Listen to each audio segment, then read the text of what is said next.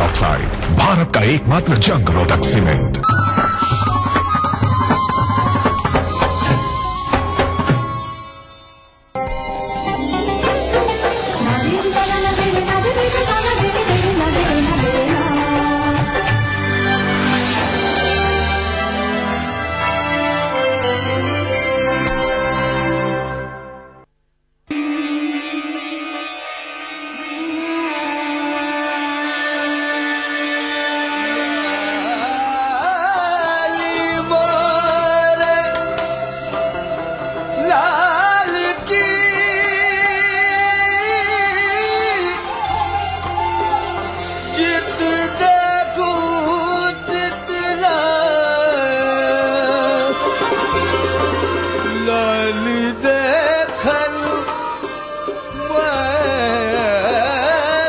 एक मकाम से आगे मकाम है तेरा, हयात ज़ौक़े सफर के सिवा कुछ और नहीं।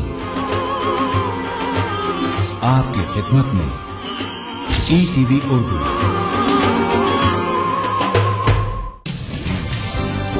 जिंदगी के इस सफर में सच्चाई हमारी हमसफर है। हम दिखाते हैं वही खबर जो समाज के लिए हो आईना। गैर जानिबदारी हमारा शिवा। खबर वही जिस पर हो आपको एतबार। देखिए खबरनामा इन औकात पर।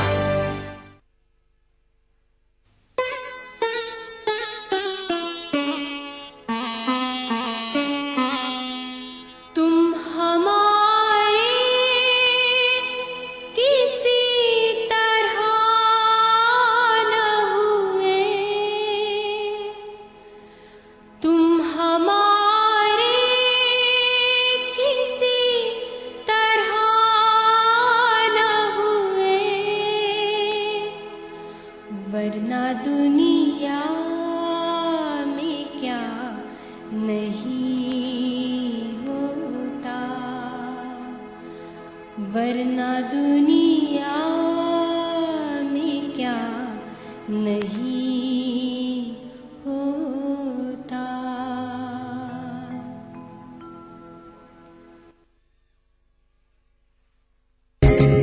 ईटीवी उर्दू पर अगला प्रोग्राम।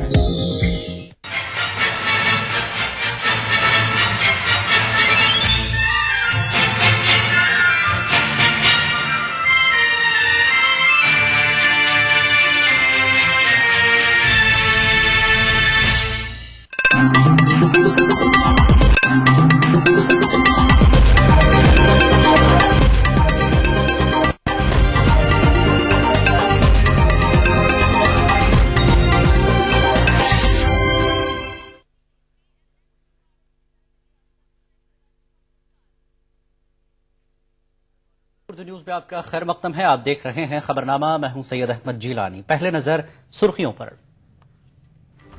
खादी पुलिस एहलकारों के खिलाफ केजरीवाल एंड कंपनी का एहतजाज, पुलिस और आप वर्करों में झड़पें। मुजफ्फरनगर फसादात के दौरान इज्तिमाई इस्मत दरी का मामला, 22 मुलजिमीन के खिलाफ गिरफ्तारी वारंट जारी।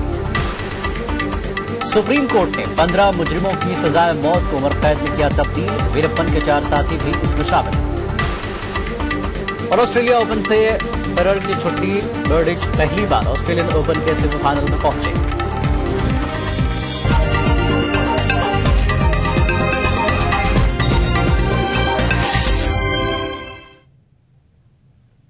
खबरें तफसील से। खाती पुलिस एहलकारों के खिलाफ कार्रवाई के लिए केजरीवाल की क़यादत में आम आदमी पार्टी वर्कर दिल्ली के नॉर्थ ब्लॉक में एहतजाज पर डटे हैं।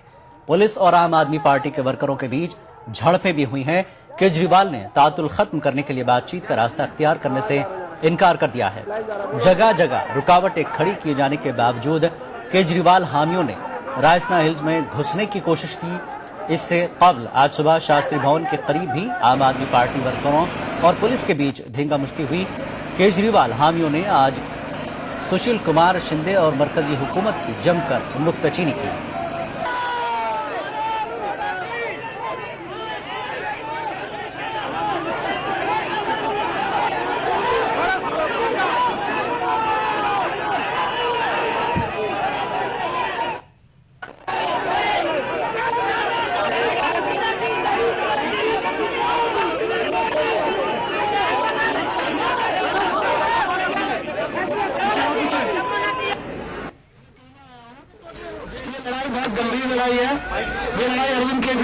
चांदी सिसोदिया की लड़ाई नहीं है, ये उन बहनों की लड़ाई है जो घर से बाहर निकलती है तो हम सब लोगों को डर लगता है कि कहीं कुछ उनको हो ना जाए।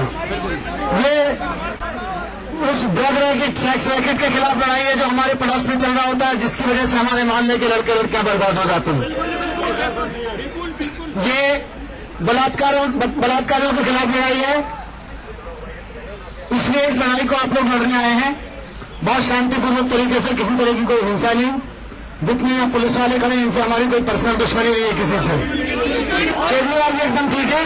और ये लड़ाई, एक मिनट सुनो, ये लड़ाई अब इस बात की लड़ाई है कि दिल्ली की जनता का चुना हुआ मुख्यमंत्री अगर ये कहे कि देश में कि दिल्ली पुलिस के एक एसएचओ की वजह से एक इलाके में ड्रग रैकेट चल रहा है, उस एसएचओ को सस्पेंड करो, और जनता कहे, जनता के कहने पे और दिल्ली के मुख्यमंत्री के कहने पे क्या एसएचओ को सस्पेंड किया जाना कि चाहिए कि नहीं किया जाना चाहिए? ये इस बात की लड़ाई है। ये इस बात की लड़ाई है कि अगर किसी इलाके में बलात्कार हो तो उस इलाके में पुलिस है कि नहीं है, इस बात का कैसे पता चलेगा? पता चलता है इस बात से कि वहां के उस इलाके के चेन स्नेचर्स से लेकर बलात्कारियों तक को पुलिस का डर लगना चाहिए। ये नेताओं के, ये कौन लोग हैं जो चेन स्नेचिंग करते हैं? कौन लोग हैं जो बलात्कार करने की हिम्मत करते हैं? ये नेताओं के टुकड़े में पड़ रहे लोग होते हैं। और अब तक की राजनीति ने इनको सबको सुरक्षा दी है। आज राजनीति बदल गई है। आज नई राजनीति में किसी गुंडे को, किसी बलात्कारी को, किसी अपराधी को कोई सुरक्षा नहीं है, हम पुलिस वालों को बता रहे हैं। तो अब इन पुलिस वालों को एक्शन लेना पड़ेगा। और अगर इलाके में कोई बलात्कार होता है तो उस इलाके का एसएचओ जिम्मेदार होना चाहिए कि उसमें बलात्कारियों के उसमें आप कानून व्यवस्था की कायम क्यों नहीं रखे? ये दिल्ली हमारी आपकी है। चलिए ठीक है, तो आप लोग यहाँ बैठिए, चाहे तो इधर बैठिए, उधर दूसरी वाली सड़क पर गोपाल राय बाहर बैठे हुए वहां पर बैठिए। पढ़ाने के लिए शुक्रिया। और भाई सीधे रुक करते हैं दिल्ली का, जहां हमारे नुमाइंदा पुष्कल मौजूद है। पुष्कल, ताजा अपडेट क्या है, क्या चल रहा है दिल्ली में आम आदमी पार्टी और पुलिस के बीच?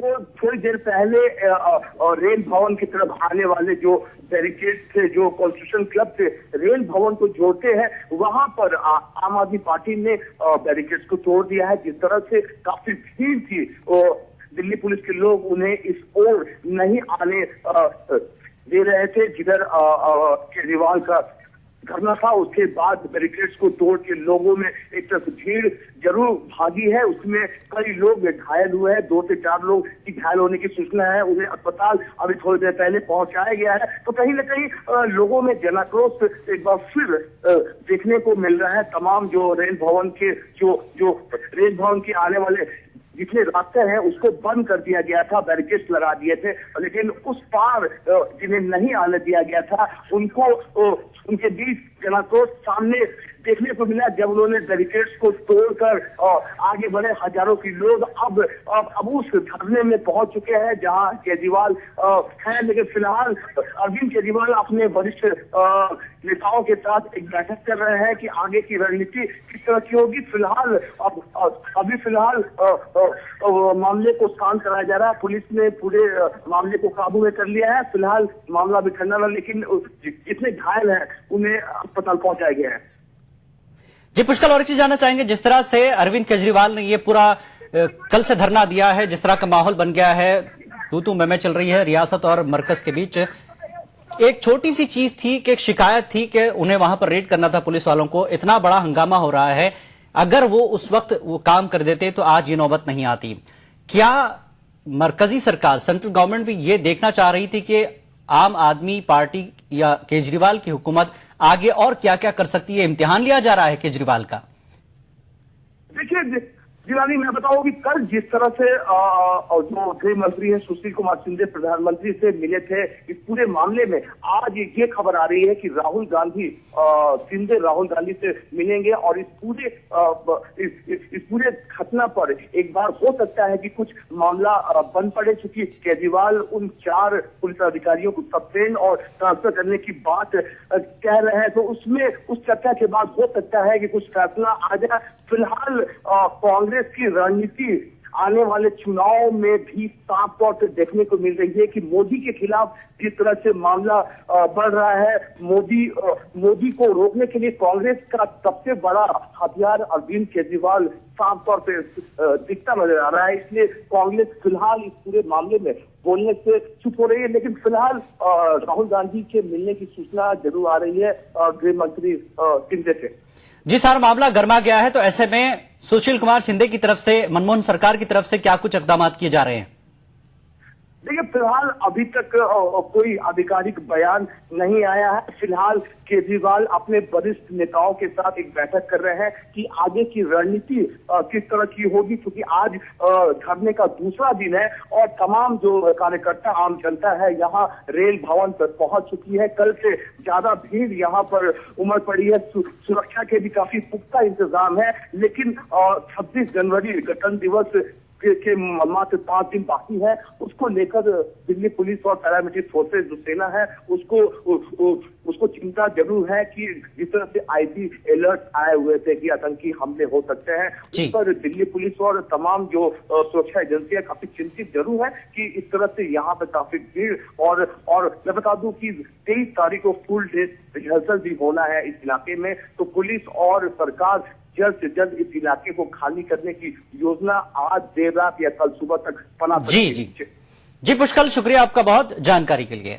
ये थे दिल्ली नुमाइंदे पुष्कल, तफसीलात दे रहे थे कि अभी सरकारी तौर पर सुशील कुमार शिंदे की तरफ से तो कोई बयान नहीं आया है। अरविंद केजरीवाल अपने नेताओं के साथ, मिले लीडरों के साथ एक बैठक में है।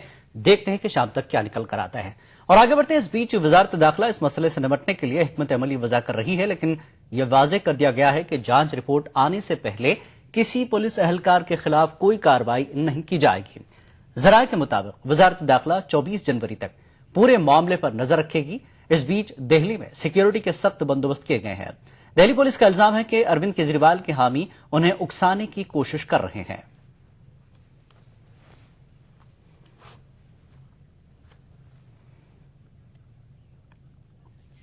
काबू कर रहे हैं, बैरिकेड तोड़ने की कोशिश कर रहे हैं, अंदर जाने की।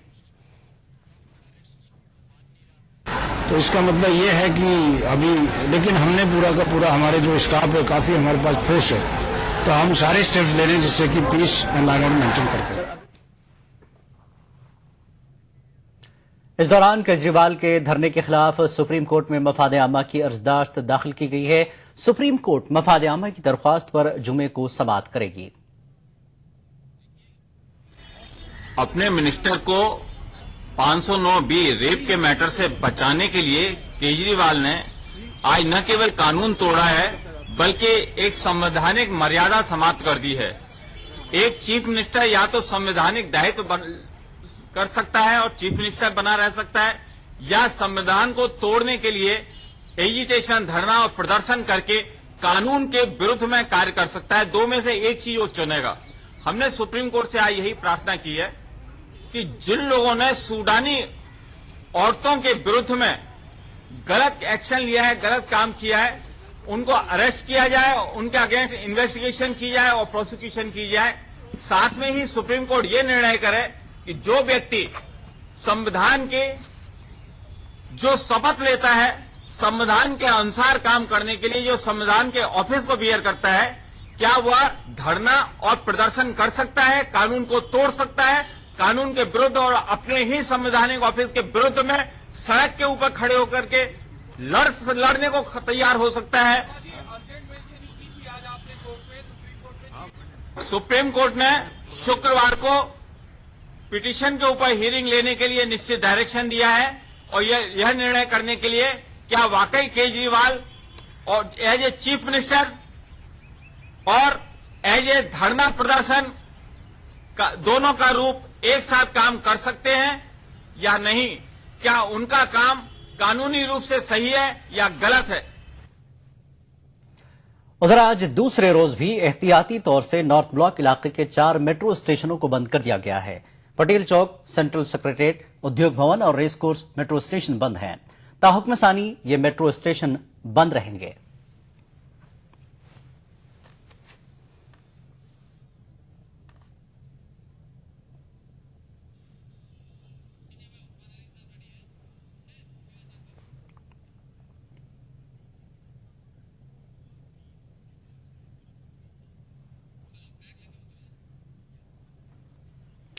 और तमाम मामले पर बात करने के लिए चलते हैं दिल्ली स्टूडियो, जहां मौजूद हैं सीनियर सहाफी कुर्बान अली साहब। कुर्बान अली साहब, जिस तरह से कल से मामला उलझ गया है, आज काफी बात बिगड़ चुकी है, 26 जनवरी करीब है, ऐसे में जो माहौल बनता नजर आ रहा है, दिल्ली सरकार के साथ साथ मरकजी सरकार इस पर अभी तक कुछ नहीं कर पाई है। क्या ये मामला इतना बड़ा या इतना छोटा ऐसा नहीं है कि इस पर फौरी एक्शन लेकर इस सारे मामले को सुलझाया जा सकता है? कैसे देखते हैं आप इसको?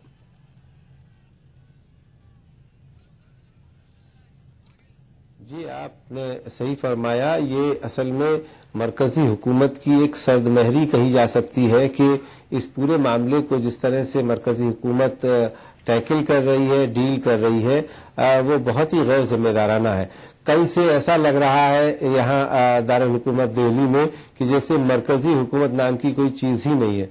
मरकजी हुकूमत की तरफ से अभी तक इस सिलसिले में जो इतना बड़ा एजिटेशन चल रहा है कल से आज तक, उसके बारे में कोई बयान नहीं आया है। कोई अखबार वालों को या मीडिया को ये नहीं बताया गया है कि मरकजी हुकूमत की क्या हिकमत अमली है, वो इससे किस तरह से डील करेंगे। यहाँ मैं ये भी कह दूं कि अरविंद केजरीवाल जो कि दिल्ली के वजीर आला है, उनका रवैया भी जिस तरह का इस मामले में देखने को मिला है वो अनकन्वेंशनल है, और वो ये कह रहे हैं कि वो इस तरह की ही सियासत करना चाहते हैं जो अभी तक कभी देखी नहीं गई है और जिसके काफी नुक्ताचीनी हो रही है। दूसरी बात यह है कि इस सारे मामले के दरमियान दिल्ली में एक अजीब किस्म की अफरा तफरी है। मेट्रो स्टेशंस बंद हैं, लोग परेशान हैं।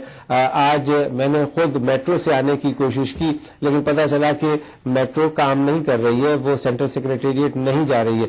तो इसकी जरूरत नहीं थी। कल मैं उसी रास्ते से आया था, सड़क के जरिए से आया था, अरविंद केजरीवाल से मिलकर के आया था, कोई दिक्कत नहीं हुई थी, क्योंकि ये जो लोग जो मुजाहरे कर रहे हैं ये पूरी तरह से जिसको कहना चाहिए नॉन वायलेंट है। इनकी तरफ से कोई किसी किस्म का तशद्दुद नहीं हो रहा है।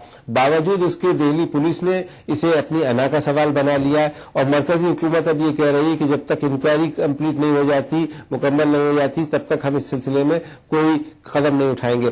तो इंक्वायरी होने में भी ऐसे मामले में कि जहां दो हुकूमतों के बीच टकराव की नौबत आ गई है, उसमें इतना ज्यादा वक्त नहीं लगना चाहिए था। लेकिन अब ये 24 घंटे से भी ज्यादा का वक्त हो गया इस धरने को रेल भवन पे जारी रहते हुए। हजारों लोग वहां इकट्ठा हो रहे हैं, शामिल हो रहे हैं, और चूंकि पुलिस ने बैरिकेड लगाए हुए हैं, इसलिए वहां जो आम आदमी पार्टी के कारकुन हैं उनकी धक्का मुक्की हो रही है, एक दूसरे के साथ में मार पिटाई की भी नौबत आई है, कुछ जगह पथराव भी हुआ है। तो एक बहुत ही नाजेबा सूरत हाल पैदा हो गई है, और मरकजी हुकूमत की तरफ से इस पर किसी तरह के किसी रद्द-ए-अमल का इजहार नहीं किया गया है। ये बेहद परेशान करने वाली बात है। जी कुर्बान साहब, जिस तरह से बीजेपी की तरफ से इल्जाम आ रहा है कि ये कांग्रेस और आप के बीच कुछ साठगांठ चल रही है, ये आपस में मिलकर इस तरह की हरकतें कर रही हैं। दूसरी बात, मीम अफजल ये कहते हैं कल कि अब सरकार की उल्टी गिनती यानी केजरीवाल की उल्टी गिनती शुरू हो गई है। ये अजीबोगरीब बयानात आवाम को कंफ्यूज करने वाले हैं। आखिर ये करना क्या चाहते हैं, आखिर ये चाहते क्या हैं? कैसे देखते हैं आप इन इल्जामात को? देखिए, ऐसा लग रहा है कि हर आदमी, हर पार्टी सियासत करना चाह रही है। अरविंद केजरीवाल के बारे में भी ये इल्जाम लगाया जा रहा है कि चूंकि वो बुनियादी जो प्रॉब्लम्स हैं उनकी तरफ ज्यादा तवज्जो नहीं दे पाए हैं, और उनके ऊपर ये इल्जाम लग रहा है कि वो किसी तरह की कोई कार्रवाई नहीं कर पाए हैं, तो इसलिए वो अब एहतजाज के जरिए से तवज्जो मबजूल करने की कोशिश कर रहे हैं आवाम की। दूसरी तरफ भारतीय जनता पार्टी ये कहती है कि ये आम आदमी पार्टी और कांग्रेस की मिली भगत है। अरविंद केजरीवाल कहते हैं कि ये कांग्रेस और बीजेपी की मिली भगत है, और कांग्रेस ये कहती है कि ये आम आदमी पार्टी जो है वो बुनियादी जो फैसिलिटीज है वो मुहैया नहीं करा रही है दिल्ली के अवाम को, इसलिए, और उसमें नाकाम रही है, इसलिए वो कोशिश कर रही है। तो कौन सच बोल रहा है कौन नहीं, इसका अंदाज कर पाना बड़ा मुश्किल है।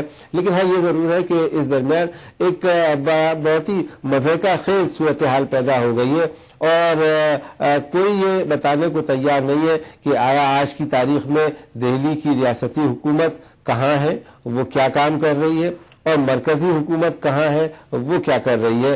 और इस सब के बीच जो दिल्ली के अवाम है वो इससे लुत्फानंदोज भी हो रहे हैं और उससे परेशान भी हो रहे हैं। जी कुर्बान साहब, जिस तरह से बीजेपी का कुछ कहना है, कांग्रेस का कुछ कहना है। इस बीच जेडीयू को हम देखें और समाजवादी पार्टी को देखें, ये लोग केजरीवाल की तायीद करते नजर आ रहे हैं। ये एहतजाज उनका दुरुस्त उन्हें नजर आ रहा है।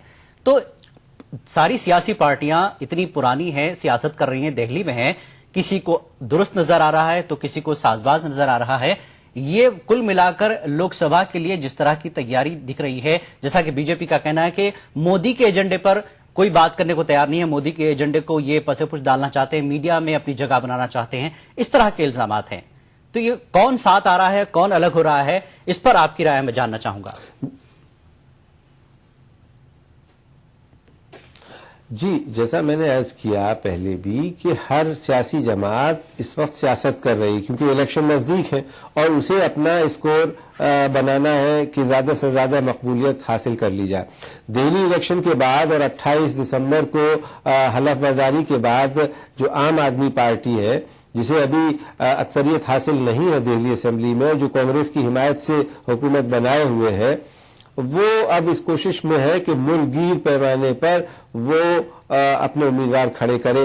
पहले कहा गया था कि वो 100-150 उम्मीदवार खड़े करेंगे, अब कहा जा रहा है कि वो 400 उम्मीदवार खड़े करेंगे और फिर बाद में कहा गया कि शायद 543 नशिस्तों पर जहां जहां उन्हें उम्मीदवार मिलेंगे वो इलेक्शन लड़ेंगे। अरविंद केजरीवाल साहब ने एक हफ्ते पहले कहा था कि वो लोकसभा का इलेक्शन नहीं लड़ेंगे, लेकिन अभी 3 दिन पहले कह रहे हैं कि अगर पार्टी कहेगी तो वो इलेक्शन लड़ेंगे। तो ये माना जा सकता है कि उनकी नजर लोकसभा इंतखाबात पर है और शायद वजीर आजम के ओहदे पर भी है, क्योंकि उनको ये लग रहा है कि मुल्कगीर पैमाने पर एक तब्दीली, एक बेचैनी लोगों में है और उसकी बिना पे शायद आम आदमी पार्टी मरकज में हुकूमत बनाने का भी ख्वाब देख रही है। एक चीज तो ये है। दूसरी ये कि जो जमातें कांग्रेस के खिलाफ हैं, भारतीय जनता पार्टी के खिलाफ हैं, वो ये कोशिश कर रही है, जिनमें आपने जनता दल यूनाइटेड का नाम लिया, कि इन दोनों में से कोई ना हुकूमत बनाने के लायक हो और उनमें से किसी की लॉटरी निकल आए, जैसा कि 1996 में हुआ था जब देवेगौड़ा साहब प्राइम मिनिस्टर हो गए थे और उसके बाद इंदर कुमार गुजराल साहब, जिन्हें की कोई अवामी मकबूलियत हासिल नहीं थी। तो फिर मामला वहीं आ जाता है कि हर आदमी सियासत कर रही है, लेकिन दिल्ली की हुकूमत ने, वजीर आला ने, उनकी काबीना ने जिस तरह का ये स्टैंड लिया है, कल से वो मजारे कर रहे हैं, वो रेल भवन के सामने बैठे हुए हैं, रात उन्होंने फुटपाथ पे गुजारी सोते हुए। तो इस सब से एक नए तरीके की सियासत का आगाज मुल्क में हो रहा है। एक तो ये कहा जा सकता है, हर कोई सीधा सीधा अपना एक बड़ा हिस्सा तलाश करने की कोशिश कर रहा है, सियासत के हामी है। यकीनन हर आदमी इस कोशिश में है। देखिए, ये तो तय है कि अगली हुकूमत वो किसी एक सियासी जमात की हुकूमत न होकर के एक मखलूत हुकूमत होगी। उसमें 3-4 तरह के ऑप्शंस हैं। एक ये कि बीजेपी की हिमायत वाली हुकूमत हो, दूसरा ये है कि कांग्रेस की हिमायत वाली हुकूमत हो, तीसरा ये है कि ये दोनों पार्टियों में से अलग हट करके एक सो कॉल्ड थर्ड फ्रंट बन जाए, उसकी हिमायत हो, जिसमें आम आदमी पार्टी भी शामिल हो, या तो आम आदमी पार्टी हुकूमत बनाए या किसी और जमात को हिमायत करे, जिनमें जयललिता का भी नाम लिया जा रहा है, नवीन पटनायक का भी नाम लिया जा रहा है, ममता बनर्जी का भी नाम लिया जा रहा है और मुख्तलिफ लोगों का, जिनमें मायावती और नीतीश कुमार भी शामिल हैं। तो सूरत हाल इस वक्त मुल्क की सियासी तौर पर अगर कहें तो बहुत ही फ्लूइड है, उसमें कोई साफ चीज नजर नहीं आ रही है। लेकिन हाँ, क्योंकि अब 3-4 माह का ही वक्त बचा है आइंदा इंतखाबात में, तो हर सियासी जमात ज्यादा से ज्यादा हिमायत हासिल करने की कोशिश में लगी हुई है। जी, ये सारा हंगामा हो रहा है, सारा तमाशा हो रहा है। इस बीच एक खबर ये आई है कि अरविंद केजरीवाल हुकूमत को कांग्रेस की तायद जारी रहेगी। एक तरफ कांग्रेस ये कहती है कि उल्टी गिनती शुरू हो गई और अभी बिल्कुल बयान आया है कि कांग्रेस की हिमायत जारी रहेगी केजरीवाल को। आपका काफी सहाफती तजुर्बा है, दिल्ली में है, आप रात दिन सियासी लोगों से मिलते जुलते हैं, तो मैं इस पर आपका बिल्कुल तफसीली जायजा चाहता हूं कि कैसे देखते हैं आप इसको। असल में कांग्रेस पार्टी फंस गई है और अब ये आम आदमी की हुकूमत उसके अपने लिए गले की हड्डी साबित हो रही है। उसकी वजह यह है कि जब नताइज का ऐलान किया गया था तो आम आदमी पार्टी ने यह ऐलान किया था कि हमें वाज़ेह अक्सरियत हासिल नहीं हुई है, लिहाजा हम अपोजिशन में बैठेंगे। बीजेपी ने हुकूमत बनाने से इनकार कर दिया, तो कांग्रेस पार्टी ने लोगों की वाहवाही हासिल करने के लिए, आम लोगों की हमदर्दी हासिल करने के लिए कि साहब हम तो हुकूमत से बाहर हो गए हैं, लेकिन हम दिल्ली में कोई हुकूमत देखना चाहते हैं जिसके इम्कानात 1 महीने तक नहीं थे, तो इसलिए उन्होंने हिमायत का ऐलान कर दिया। मजेदार बात यह है कि अरविंद केजरीवाल बार बार ये कह रहे हैं कि साहब हमने न तो हिमायत उनकी मांगी थी, न हासिल की थी, न किसी से टेलीफोन तक पे बात की आज तक। और उन्होंने असेंबली में कांग्रेस पार्टी ने हिमायत का ऐलान कर दिया, जो वोट ऑफ कॉन्फिडेंस था वो पास हो गया। उस हिसाब से तकरीबन 6 माह तक अरविंद केजरीवाल वजीर आला रह सकते हैं, आम आदमी पार्टी की हुकूमत रह सकती है। लेकिन अभी जब ये हालात पैदा हुए तो कांग्रेस में एक तबके का ये ख्याल था कि ये करके कांग्रेस ने गलती की है, उसे इसकी भारी सियासी कीमत चुकानी पड़ेगी, इसलिए वो हुकूमत से अपनी हिमायत वापस ले ले। इसी ज़िम्न में कल मीम अफजल साहब का ये बयान आया था। लेकिन फिर कांग्रेस पार्टी ने ये सोचा है कि चूंकि अब मुल्कगीर पैमाने पर आम आदमी पार्टी की अक्सरियत बढ़ती जा रही है, लोगों में कांग्रेस के खिलाफ गम गुस्से का इजहार हो रहा है, वो बढ़ता जा रहा है लगातार, क्योंकि 5 साल जो यूपीए की पहली हुकूमत थी उसके बाद लोगों ने कांग्रेस पार्टी और यूपीए को दोबारा बरसर इख्तिदार बनाया था। लेकिन गुज़िश्ता 5 वर्षों में जो करप्शन के मामला, बदनवानियों के मामला और जिस तरह से मरकजी हुकूमत ने हर मसले को डील किया है, चाहे वो तेलंगाना का मामला हो या कोई दूसरे मामले हो, हर तरह मोर्चे पर मरकजी हुकूमत नाकाम रही है। तो अब वो ये इस कोशिश में है कि किसी तरह से ये तो तय है कि आइंदा इंतखाबात में उसे बहुत वाज़ेह अक्सरियत तो छोड़ दीजिए, लोग तो ये कह रहे हैं कि शायद 3 डिजिट में भी कांग्रेस पार्टी के नुमाइंदे चुन के ना आ पाए। तो ऐसी सूरत में कांग्रेस पार्टी के लिए बड़ा मुश्किल हो रहा है। उसके लिए डू और डाई की सिचुएशन है। उसके नायब सदर राहुल गांधी मुल्क के मुख्तलिफ हिस्सों में जा रहे हैं, वो कोशिश ये कर रहे हैं कि कांग्रेस पार्टी में एक नई जान फूंकने की कोशिश की जाए, लेकिन अब बहुत देर हो चुकी है। तो इसलिए दिल्ली में वो ये नहीं तय कर पा रहे हैं कि उन्हें करना क्या है, और इसलिए वो कम से कम आइंदा पार्लियामानी इंतखाबात तक आम आदमी पार्टी की हुकूमत को अपनी हिमायत जारी रखना चाहते हैं। जी, मैं आखिरी सवाल आपसे जानना चाहूंगा कि जिस तरह के हालात आप देख रहे हैं मौजूदा, इसका नतीजा आखिर निकलेगा क्या? क्योंकि 26 जनवरी बिल्कुल करीब है और दिल्ली में ये हो रहा है, ये सब कुछ हो रहा है, सारे देश की निगाहें इस पर हैं। इसका नतीजा आखिर निकलना क्या चाहिए? कांग्रेस क्या कर सकती है और केजरीवाल क्या कर सकते हैं? देखिए, यहाँ दिल्ली में ज़्यादातर जो सियासी मुबसरीन हैं उनका ये ख्याल है कि मरकजी हुकूमत को इस सिलसिले में पेशरफ्त करनी चाहिए। दिल्ली के वजीर आला से मुलाकात करनी चाहिए, वजीर दाखिला सुशील कुमार शिंदे को या हुकूमत के किसी और वजीर को।